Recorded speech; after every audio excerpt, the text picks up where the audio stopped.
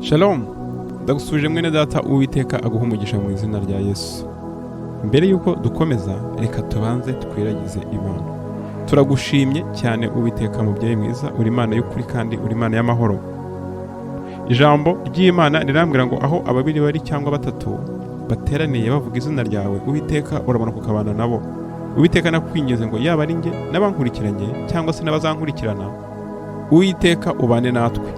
Twongera imbaraga, twongera umuhati kandi twongera umurava. Turakwiza ngo twambike umwitero wawe ari wo murava mu izina rya Yesu. Turakwinze kandi ngo uduhe umwuka w'ubwenge, uduhe umwuka wo gusobanukirwa kandi uduhe umwuka wo kumvira ijambo ryawe. Turakwingize ngo utabarire ibyaha byacu byose, utabarire gukiranirwa kose yaba ukwacu n'uko imiryango yacu.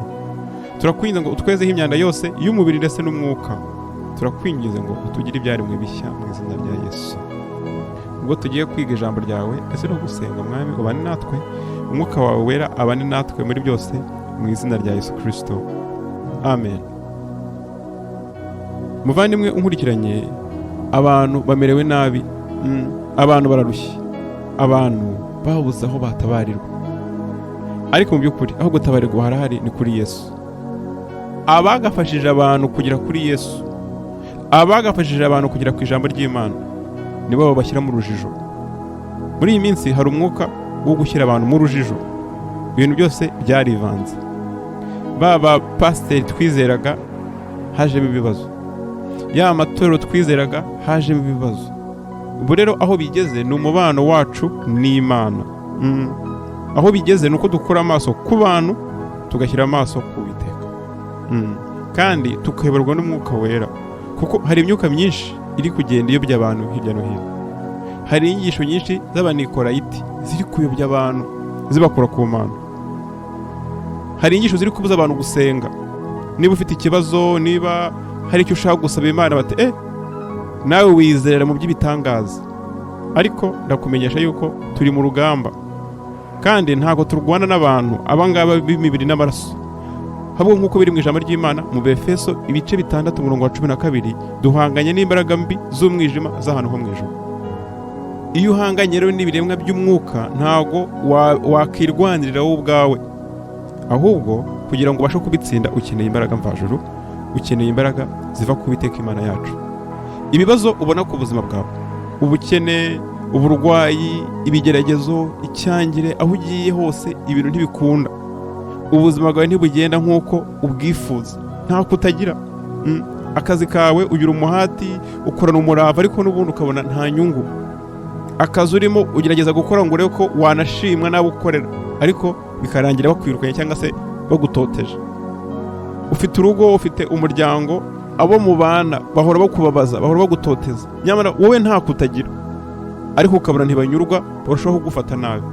Abo bose rero ntabwo ari bo, ahubwo uhanganye n'imbaraga z'umwijima z'ahantu ho mu ijuru.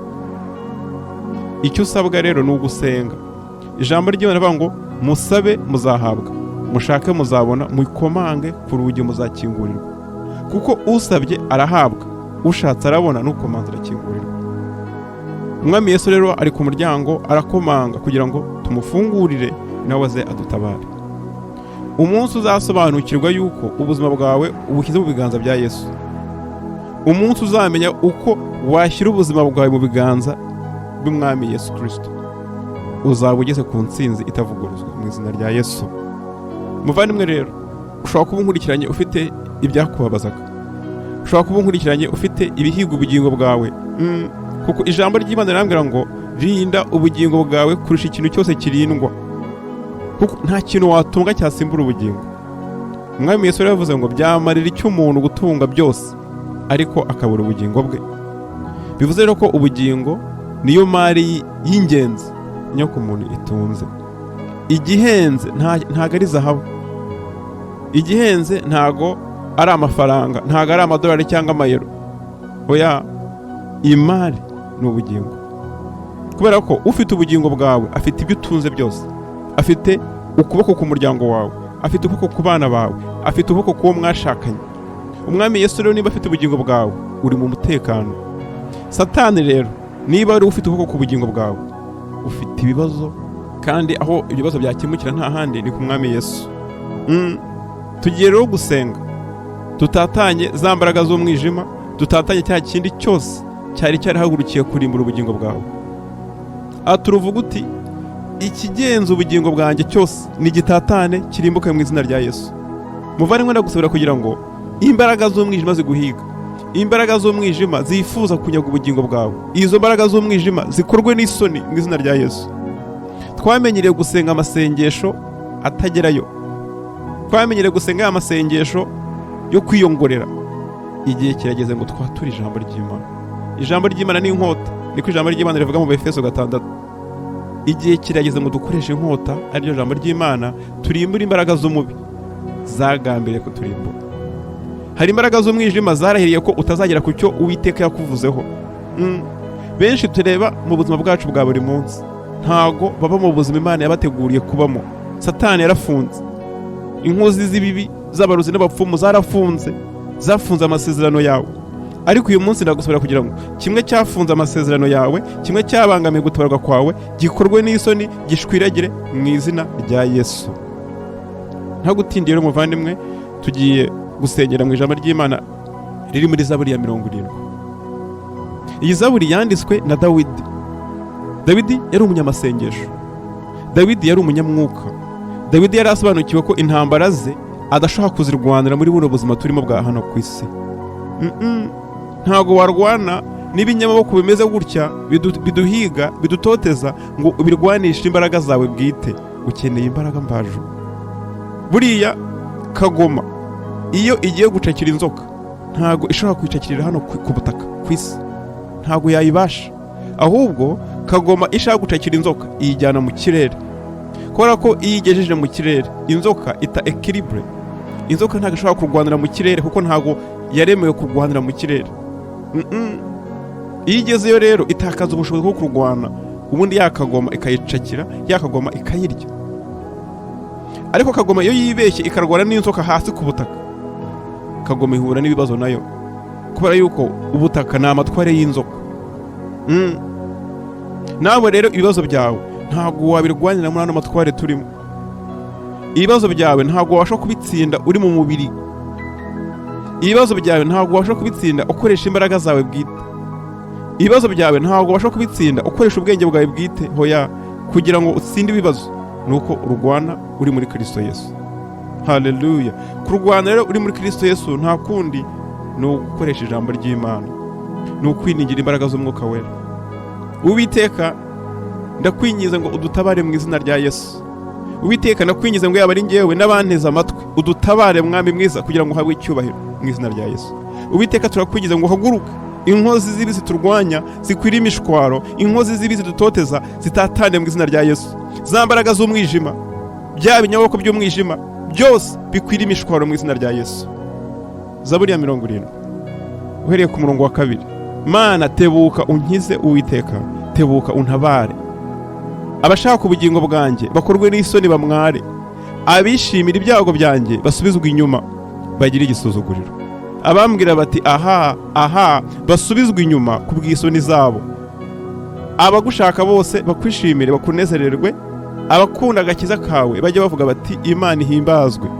Ariko ngeweho ndi umunyamubabaro n'umukene, Mana tebuka uza hondi, ni wowe mutabazi wanjye n'umukiza wanjye, Uwiteka ntutinde. Umunyezaburi Dawidi yiyambaje Uwiteka ageze mu makuba. Hari ibyamurwanyaga byinshi, hari ibyamutotezaga byinshi, hari ibyari bigambiriye kunyaga ubugingo bwe. Ariko Dawidi yiyambaza Uwiteka Imana yo mu ijuru, kandi Uwiteka yaramutabaye. Amakuru ya Dawidi turayazi, turabizi uburyo Sawuli yamuhize kenshi. Dawidi yahanganye n'ibikomeye byinshi. Wowe ushobora kuba uhanganye n'ibyoroheje, ahubwo ko n'iryo Dawidi yarahanganye nabyo. Nawe yabaza guhangana n'umwami ufite ingabo, ufite byose, ariko kubw'imbaraga z'Uwiteka Imana Dawidi yaratsinze mu izina rya Yesu. Uwiteka turakwinyiza ngo udutabare mu izina rya Yesu. Mana tebuka udukize, Uwiteka tebuka udutabare. Turakwinyize ngo imbaraga z'umubi, imbaraga z'abadayimoni, imbaraga zahagurukiye kuturwanya zikwira imishwaro mu izina rya Yesu. Uwiteka hari byinshi bishaka ubugingo bwacu, hari byinshi bishaka kutunyaga icyo waduhaye, hari byinshi bishaka kutunyaga amasezerano waduhaye. Turakwinginze ngo ibyo byose bikorwe n'isoni, bimware mu izina rya Yesu.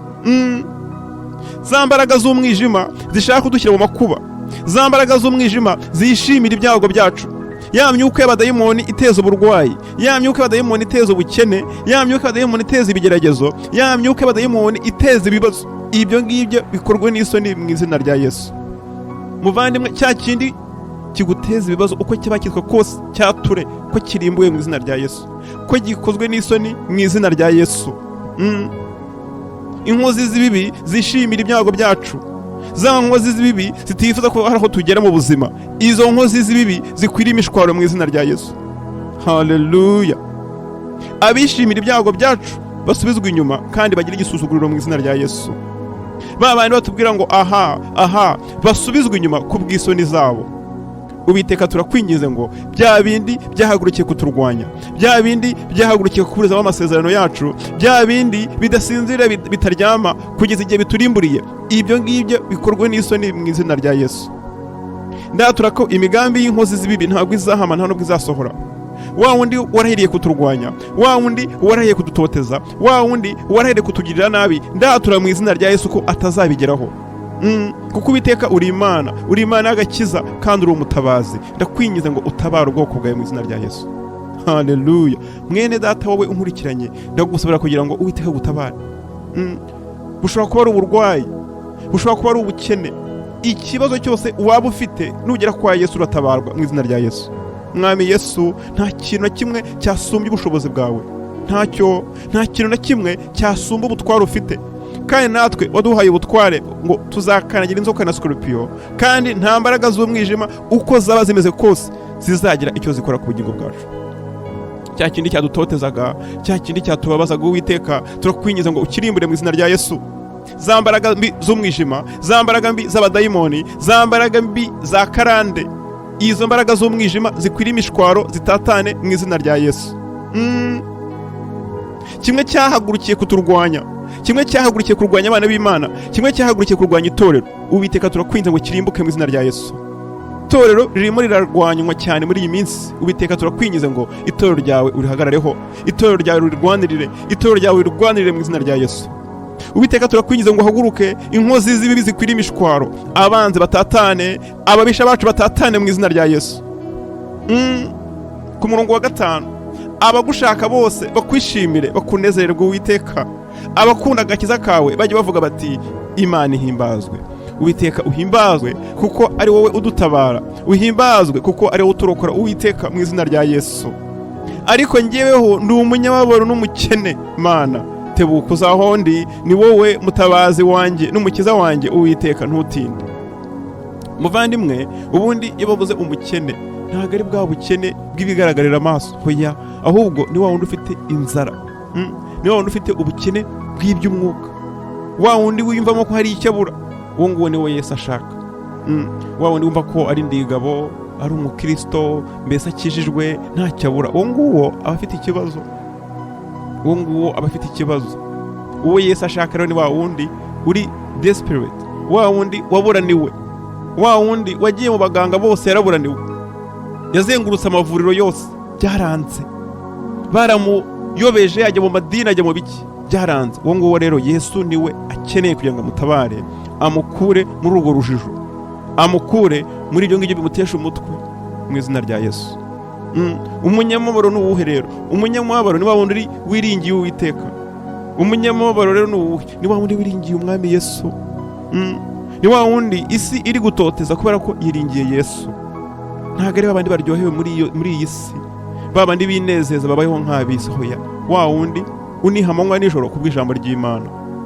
Muvandimwe rero, ndakwingingira kugira ngo Uwiteka kwagure mu izina rya Yesu, kandi ndakwingingira kugira ngo Umwami Yesu agutabare, Umwami Yesu akurwanirire, urugendo rwawe urwikoreze Umwami Yesu, kuko nta handi ho gutabarirwa ni muri Kristo Yesu. Kandi niwiringira Umwami Yesu nawe azagutabara, ntabwo Umwami Yesu azigera gutenguha. Umwami Yesu ni mudatenguha, Umwami Yesu iyo umwiringiye aragutabara. Muvandimwe, ndagusenyera kugira ngo iri sengesho ribe isengesho ryawe, iyi Zaburi ya 70 ibe Zaburi yawe uyu munsi wa none mu izina rya Yesu. ntabwo ari iya Dawidi cyangwa iyanjye gusa, ahubwo ni iyacu twese, ni iy'itorero. Iyi zaburi rero ikubere umugati, kandi iyi zaburi ikubere isengesho mu izina rya Yesu. Kandi ndagusinya kugira ngo abashaka ubugingo bwawe bakorwe n'isoni bamware, abishimira ibyago byawe basubizwe inyuma mu izina rya Yesu. Bagira igisuzuguriro, babandi bakubwira ngo aha basubizwe inyuma kandi bakorwe n'isoni zabo. Kandi ndakwingingira kugira ngo ushake Uwiteka bigishoboka. Uwiteka rero nabane nawe muvandimwe, ndakwifuriza ibihe byiza kandi ndakwifuriza kugubwa neza, yaba mu mubiri, mu mwuka no mu bugingo. Uwiteka guhire mu izina rya Yesu. Shalom.